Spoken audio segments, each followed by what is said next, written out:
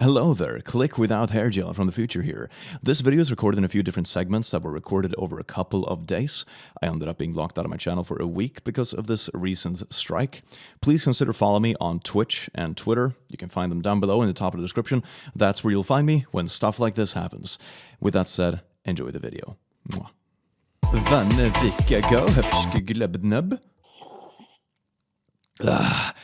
I love the smell of community guideline strikes in the morning. Ah, everything's on fire! Well, good evening, laddies, lasses, and lasses, and welcome to The Click. My name is The Click, and this is The Click. This morning, I woke up with something beautiful. That's right, community guideline strikes. Woo!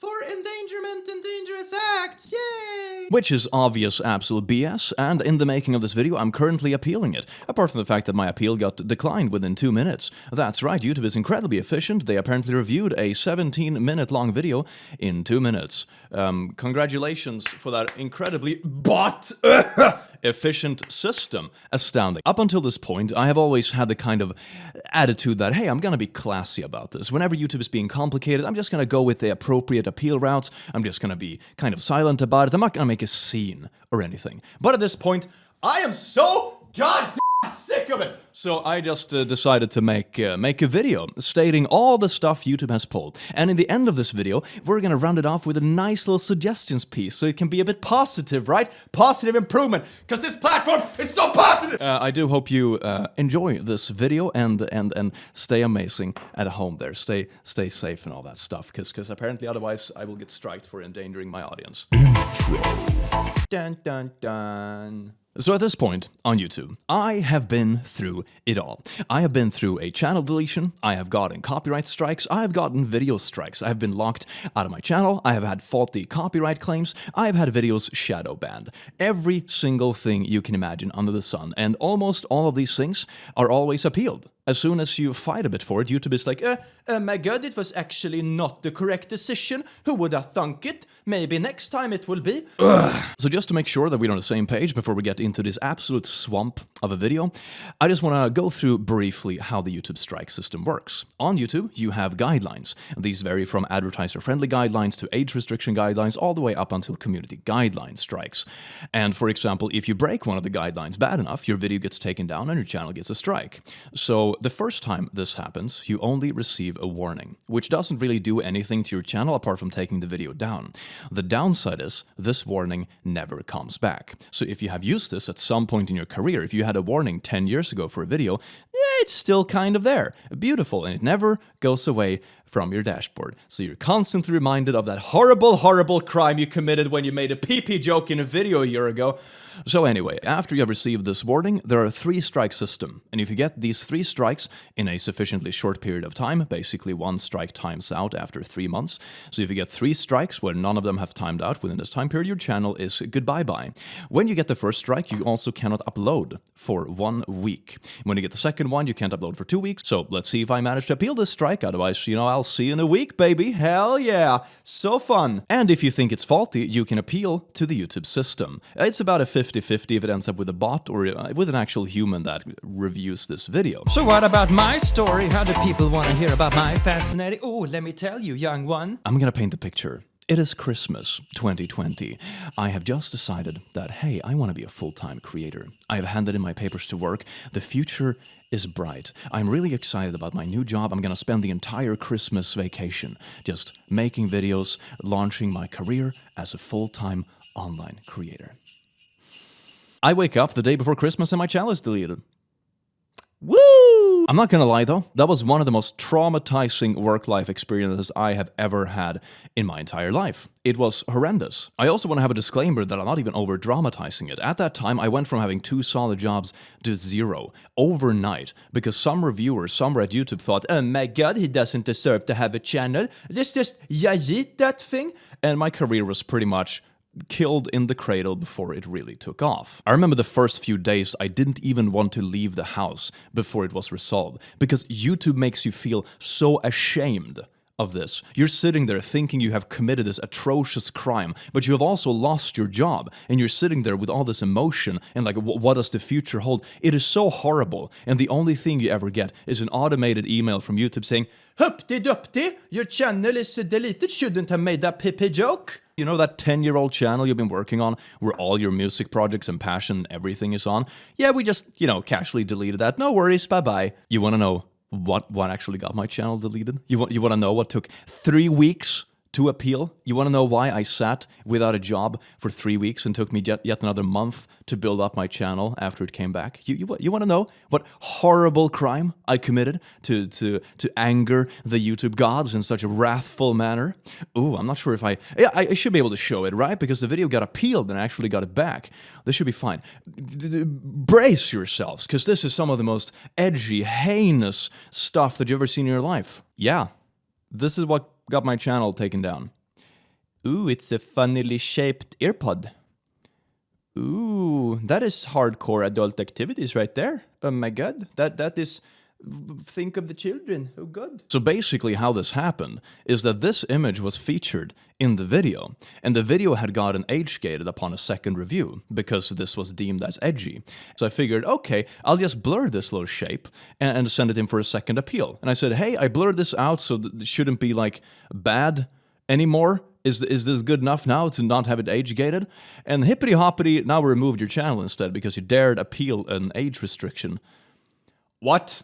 And when the channel came back, the video was still there for months. The one who took it down was actually me, because I was worried they were gonna do the same thing again. Strikere number 2. It was for a Gacha Life cringe video. It got striked for, oh my god, adult content, the horror. And this strike may have been the one that I deemed the most legitimate on my channel. It was still really weird because the video was already manually reviewed by YouTube upon upload, which pretty much all my videos are. As soon as I upload a video to YouTube, I always send it in for a manual review if it contains anything remotely edgy, and YouTube always says, oh yeah, it's good, thumbs up, everything is fine, and then like a week later it's like, oh no, sorry, now your channel is in jeopardy. Woo! And this video never came back. I sent in an appeal. 2 minutes later, this like 20-minute long video was rejected. Beautiful bots, thank you so much. So that was basically my warning in the YouTube system gone with a win. So every time I get a faulty strike now onwards, I'm always locked out of my channel for a good couple of days until the strike is appealed. Nice. Numero 3. This strike was another Gacha Life cringe video, which is actually part of the reason why I don't make those videos anymore. I started getting this feeling that YouTube was finally doing something about all these weird gacha tubers that were completely out of control. But my video, simply critiquing it from an outward perspective, not even appealing to the same audience as the Gacha Life cringe videos. The audience was always much older than you would expect on a typical gacha video. It was an outwards perspective into the gacha community, and also very heavily censored. I always cut out the worst parts of the videos. But this one got striked for heavy adult content. Ooh, do you dare guess what it was? Do you dare guess what this video was striked for that my career was in jeopardy for? Oh god, what could Click possibly have done that was so bad? It was this one. Ooh. Wow, yeah, that's pretty edgy. Ooh, damn, my eyes are on fire. Wow. Luckily, this video got appealed, of course, because the decision was absolutely ridiculous, but it locked me out of my channel for a solid couple of days. So the stream I had planned on YouTube for those 2 days, I couldn't do. I couldn't go live on streaming because I had a strike on my channel, even though it was faulty. It's kind of like guilty until proven innocent, even when an appeal is pending. It's like, no, we're just gonna lock you out until we have decided that you're not a horrible criminal. Striker of 4. This strikes brings us to this morning. It's for Why Women Live Longer. It's basically a fail compilations video, but with a theme. A pretty silly video, a lot of people already watched it. Boys being boys doing stupid things, right? Nobody really gets harmed in the video, doesn't really encourage anything stupid, it's just a fail compilation. But this is harmful and dangerous acts. Oh my god, think of all the people that are gonna get harmed because of this godforsaken video.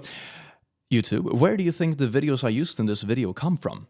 That's right, they come from YouTube! God, YouTube is like the only place, I swear to God, where you can review a video. Your video about the review gets striked because of the video you reviewed, but not the original video that is still up on the f***ing platform! The current guess about this most recent strike, I can't even show it in this video, but it is a horrendous clip. You can't believe the amount of harm this has caused to the world. A man puts a refrigerator out on a field, and the darkness that is about to ensue will shock you and traumatize you. He shoots the refrigerator and it blows up because they had some stuff inside of it. I can't show this on the channel because, of course, they would just strike me again. But if you want to see the video, that's right, go to the top of this page, to the YouTube search bar, and just type in guy shooting refrigerator blowing up or anything similar, and you will find it, along with tons of reposts and reaction videos. That is right, the original video has 2 million views, fully monetized, and up on YouTube. But when I upload it, strike, clicky, vicky, bad boy. So, beautiful, thank you. And this one I sent in a beautiful appeal for. I wrote out in detail why it didn't do anything against their beautiful guidelines, and it got denied within a couple of minutes. A 17-minute long video took about 4 minutes to review for this glorious, efficient team. Right, and I'm currently escalating it through my network and also making a fuss on Twitter. Let's see how it works out. If it works out, you'll see this video in like a day. If not, you'll see it in like a week. Woo! Fun! And now for the honorable mentions. Holy shit. Faulty copyright strikes. Typical thing that often appears on YouTube. Is not really a strike for the guidelines on my channel, but a while ago I got a strike on a video. You want to know what the strike was about? That's right, there was a screenshot of a popular YouTube video that had been circulating Reddit and ended up in one of my videos. The person who owned the original video decided to go around and strike down videos. It was kind of wild. So usually when you claim videos on YouTube or copyright, you can, if you want to, for example, ask them to snippet out the part of the video in the YouTube editor. You can give them a 7-day time to actually resolve this video, or you can go straight to a strike. This person decided to go straight to a strike because of this screenshot that very much fell under fair use, but of course the YouTube reviewer looking at this has no idea what fair use is, so they just decided, yeah, let's strike it and endanger this YouTuber career. Freaking amazing. So what I did is that I reached out to the creator directly, we resolved it, they reversed the strike, and I cut out those 5 seconds of the video. But had I instead gone through, YouTube's beautiful system. That is right. You know how YouTube's form looks like when you appeal a copyright? Let me draw this. Let me make this with bodily movements, okay? Here at the top, you write your full legal name. Full legal name, not even the name of your company. The full legal name. Under that, your full legal address, not the address of your company or anything like that that you run the channel under. No, your home address where you and your girlfriend f***ing sleeps. Under that, you write your phone number. That's right. You know this person who may be a potential malicious stalker because I have no clue who this person is. They can now just randomly know where you live and call you at any time because they use YouTube's broken system to claim your video. Isn't that amazing? Wow! And then, of course, also add the email and everything else you could possibly need. There you go. Congratulations. You want your video back and don't want your career to end? You have just doxed yourself. Beautiful. Shadow bans. Woo! So this was actually a thing that happens on YouTube. It was something they implemented during the COVID crisis, if I am not mistaken, from the few snippets of information I got from this experience. The first time it happened to me was on a gotcha video, where it was, of course, like all other times, manually approved during upload. And then, like a week later, YouTube decided, nah, you know what? We're not going to show this anywhere. We're going to remove it from search. We're going to remove it from recommended.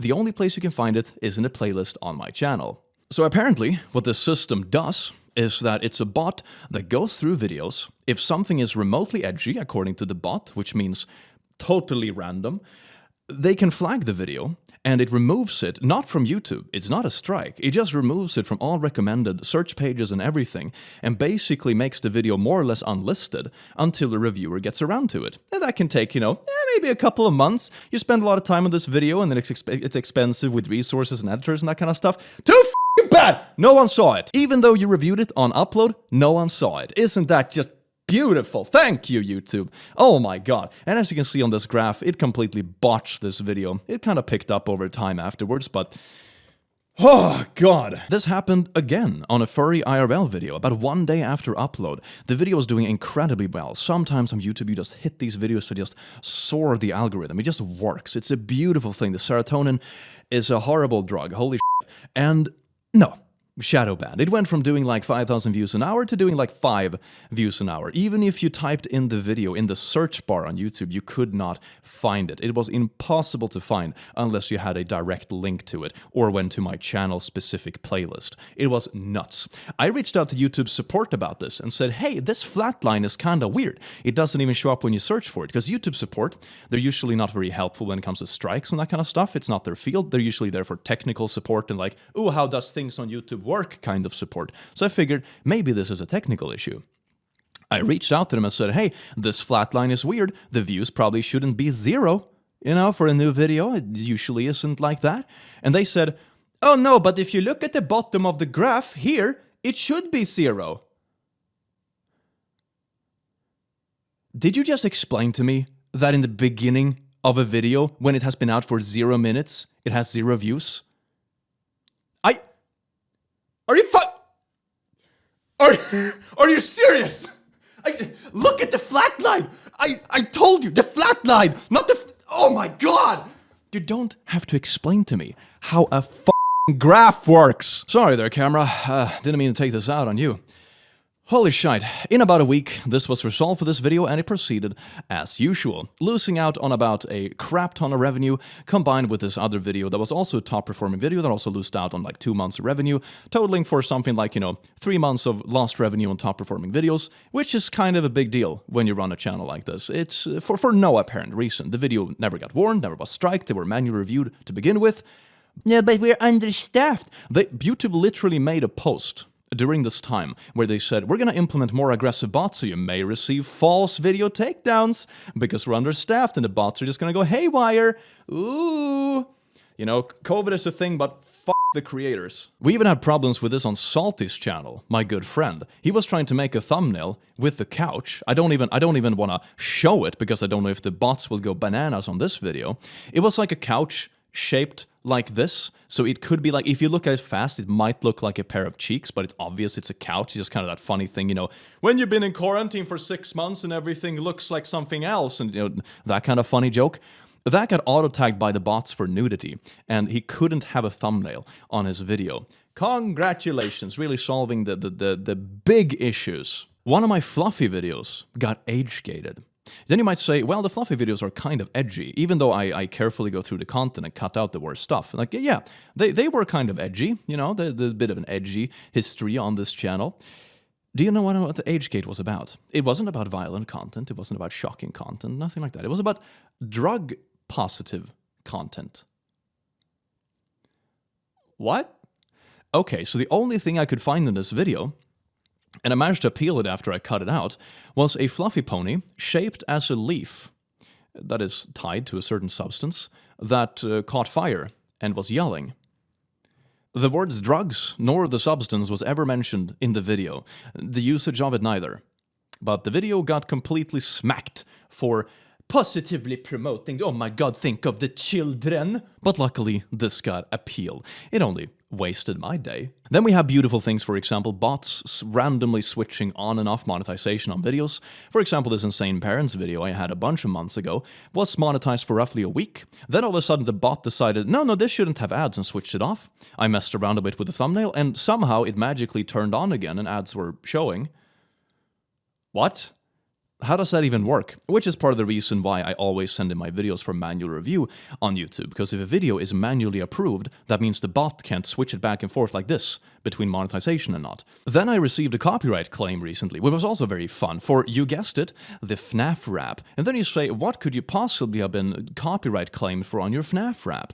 And it's the beat I used. The beat I used is made by a producer, and you can purchase an unlimited lease to use this beat in your own songs. Of course, the downside is that someone else might purchase this beat too, so your song isn't 100% original, but if you only make a parody rap like I did, you don't really care. Then it might be easier to just purchase an unlimited lease on a beat instead of sitting and making one yourself. But glory to the people! Someone else bought the same beat and just went bananas and used YouTube's broken system to claim every single video that used the same beat. The licensed videos, even the producer themselves, had their own beat claimed by someone who had bought a license to their beat. God! Are you you kidding me? After a while, I managed to get this appealed through my network because they had some personal contacts with like the mother company that were above these troglodytes that had actually claimed my video. But there you go. That was a fun half day ruined trying to research that and reach out to the producer and do all of this. Beautiful system, YouTube. Thank you. Other examples. Woo! Then, for example, there's the Moist/Markiplier situation, where Moist Critical got striked for a video where Mickey Mouse was dressed up and did like a staged carjacking thing, and it got struck down for harmful content and all that kind of stuff, like, I don't know, terrorism probably. And then, of course, he pointed out with a bit of sass that, hey, Markiplier has this in an old You Laugh, You Lose video. And Markiplier replied and said, yeah, I do. Where's my strike? So they striked Markiplier too.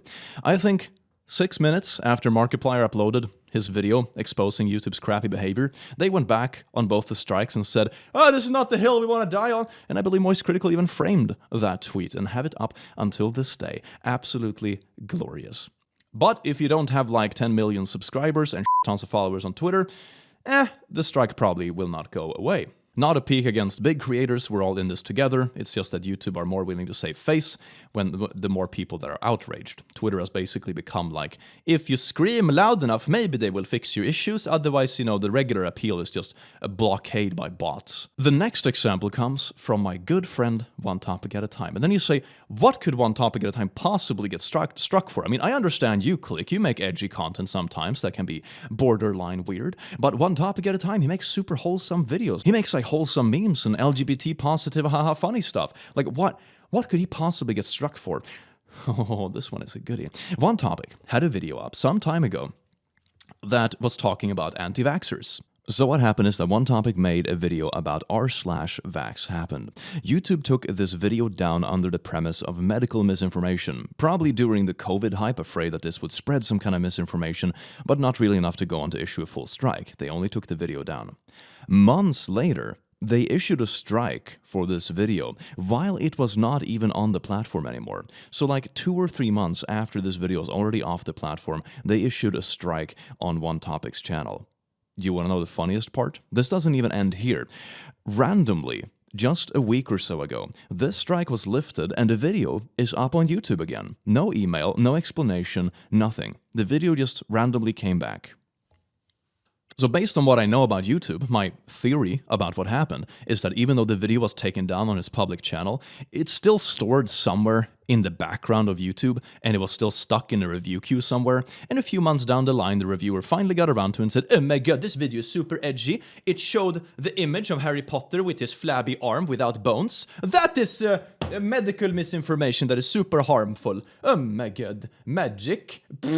Beautiful system. It's a little bit eager to like punish people, isn't it? So in conclusion, YouTube backtracks on reviewed videos, even issues strikes on videos that are not even up on the platform anymore, and they seem to be completely random sometimes. A lot of the time, I was thinking that, is this me? Because I have a naughty sense of humor. I would never deny that. And for a long time, I thought this was my fault. I thought that, hey, because I made this, vague pee-pee joke, or because I reviewed an edgy meme, do I deserve this trouble? Until I got the strike today, which was for something completely unrelated. And I went through this video and checked, and this is a regular fail compilations, which at least leads to the conclusion that the system is just broken. Why it's so broken? So one obvious thing is that there's a heavy human bias. One single reviewer who has a heavy bias towards the topic you talk about, or is sensitive to, for example, if you showcase anything adult-related or anything violent, might strike your video down or hell, take your entire channel down. There's a heavy element of human error in this. And when the appeal system is so biased, sometimes it might even go to the same reviewer for all I know, or sometimes it just ends up with a bot. There isn't really any other way to go about it. There is a lot of anti-LGBT hypocrisy on YouTube. YouTube is so like, oh my god, we love the gays, it's super good, but if you're a gay creator, f*** you. And of course, this also happens because a lot of the reviewers on YouTube are outsourced. and they come from various parts of the world where the values may not be up to date with what we experience here in the Western world, for example, which means that LGBT content on YouTube was throttled for the longest time. It's much better nowadays, but you don't have to go far back in the timeline of YouTube when literally having the word gay in your title removed all the ads on your videos and suppressed it in the algorithm. It really is that bad. The system on YouTube is way too eager to issue punishments. You can get strikes for deleted videos. I've heard of people getting strikes for their watch later list, for videos they haven't even made themselves. Even when you have an appeal that is pending, you're still locked out of your channel if it is a strike. So you're basically guilty until proven innocent. That's what's happened to me a good couple of times now. I get a strike that is faulty. In the couple of days it takes the review team to get around to it, I can't do anything with my channel. I'm locked out. Another problem is that YouTube is a massive corporation, and there are always problems with massive corporations. That just comes with the territory.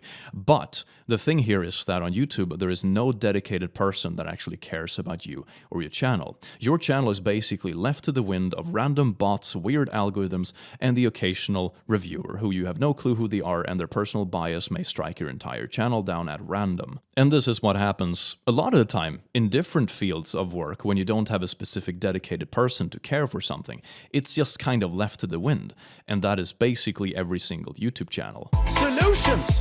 Time for positivity!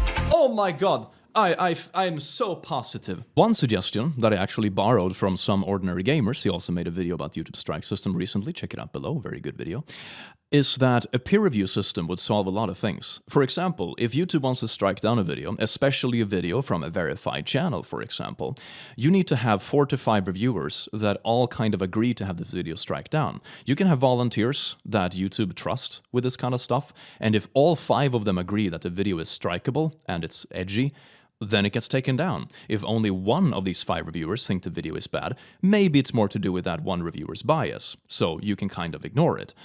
That is much safer than having one single reviewer judge the video as inappropriate and potentially endanger someone's whole career because of it. An idea of my own that I really would like to see is a trustability system on YouTube. If you have an established channel with hundreds and hundreds of videos, and most of those videos are fine, why be so eager to punish a channel? If a channel has uploaded 701 videos, and 700 of those videos are fine, and that one video that got struck maybe only has 5 seconds that you think crossed the line, why stop the person from uploading completely, especially when it's an old video? It's just have a trustability system that makes the system more lenient for established creators. The established creators are typically not the ones that upload the really harmful stuff. The people that upload the really harmful stuff are people that ban evade and jump accounts and upload literal adult content and illegal stuff to YouTube. Another solution is to have the warning reset. The fact that this warning doesn't reset has caused so much trouble for me, because every time I have a video that gets a false strike, I'm always locked out of my channel for a good couple of days until I can prove to YouTube that, hey, this isn't actually strikeable. If that warning had reset after 3 months, it wouldn't have been an issue, because then it's just one video goes down, it takes a couple of days to get it back up, but the channel as a whole keeps rolling as usual. That's not as bad. That is, like, reasonable, almost. But getting locked out of your channel completely for one video like this because the warning never resets, it's so broken. It is so broken. Video timeouts. So what do I mean by that? A video that is older than X amount of months can't get you a strike. They can still be taken down, but they can't get you a strike. This would be an amazing rule to implement because it means that YouTubers don't have to be scared about their massive library of videos. Let's say, for example, YouTube goes back 3 years on my channel and finds a video that features something or jokes about something that was fine on the guidelines back then, but isn't today. That means I don't have to worry about it, but they can still take it down if they deem it's inappropriate. But for us YouTubers with large amounts of videos in the backlog, it's super scary, because look at my channel, for example, 700 videos. To me, that is 700 ticking time bombs, because I don't know what YouTube is going to strike down. That is the scariest thing with these strikes now, that this one strike itself, you'll survive, but the standard that sets, it's like, okay, the strike from my most recent video, for example, so I can't review fail compilations, for example, is that the standard now? And does that mean that any video clip I may have in old videos can also suddenly get struck down? Like, if only a couple more of those 700 videos have anything similar to the one that got struck today, my channel is finito. Having that kind of time limit on old videos would really help and reduce the mental anxiety that creates for so many people on this platform. Mark the strikeable part in the video. You already have the system for copyrights, where the small section that has a copyright claim is marked in red in the YouTube editor, and you can choose to cut it out. And once it's out, the video is fully eligible for monetization, all that kind of stuff again. Do the same thing for strikes. If there's only 5 to 10 seconds of the video that you deem strikeable, and not the video as a whole, just cut those 10 seconds of the video. Why endanger someone's entire channel and livelihood because of something 5 seconds you deem inappropriate? And then you can battle the appeal over those 5 seconds. But taking it to such an extent where, oh, you had 5 seconds in the video that some reviewer somewhere, might have been correct or not, deems inappropriate, now your whole video is gone, your channel is on lockdown, and you might lose out an entire month of revenue. It is absolutely bonkers. The consequences in proportion to the crime committed is just so disproportionate. So adding an ability to cut out small pieces that might violate certain parts of the YouTube guidelines, if it even is the case, just implement it. You already have the same thing for copyrights. Just put the same system to use. Videos that have already been manually reviewed should be immune to strikes, because that means that the creator is actually working with YouTube. Take my channel, for example. Every single video that I upload that is remotely edgy in any way, I mark it as demonetized myself, I send it into the review team, and have them look through it. Most of the time, they think it's fine, because I am very careful nowadays with what I have in my videos. They are edgy, but only edgy to a certain extent. But almost every single strike I have gotten is a punishment for a video I have already sent to YouTube. I am working with you guys. I am not trying to hide anything. I'm not trying to get edgy content up on YouTube. I am literally telling you to watch my videos. Every time I upload a video, I say, hey YouTube, check this out. Is this okay? Then you say, yeah, it's fine. Publish the video. And a week later you say, oh, by the way, it's not fine. Now you can't upload for a month. You should still be able to take videos down. Reviewers make mistakes. But actively striking a channel that has actively tried to work with you to make their channel as guideline friendly as possible, that is just so counterproductive, it's unbelievable. It's like getting punished for trying to do something right. It's so bad. Mistakes can still happen. You can still take the videos down, of course, but if they have been manually reviewed, especially requested by the creator themselves, they shouldn't be strikeable. A video that has already been reviewed, it's obvious the creator is working with you. Let them work with you. Communicate, for God's sake. And as a small outro, the mental health load that comes along with all these things is absolutely horrendous. The amount of times that I have woken up in the morning earlier than I should and looking on my phone because I'm expecting my channel to be gone is more than I can count. This kind of stuff creates so much anxiety for so many people, completely unnecessary. These small changes that I presented in the end of this video could solve all those issues. It would still allow you to take down videos that are edgy. It will still allow you to strike down people that are actively malicious, but it will give creators that are actually trying to make a living on this platform a fair chance. And it would redirect the strikes to actually take down harmful content instead of randomly punishing people who are actually trying to obey the guidelines. Take the changes into consideration, please. I am not the first one who have made a video like this, and I'm far from the last. Something needs to change, because all of these troubles are in the category of completely unnecessary. You don't have to change your organization massively if you take these changes into consideration. They are small things regarding systems that you already have in place. Just utilize them, please. With that said, I hope you have an awesome day. Take care, and bye-bye. Mwah.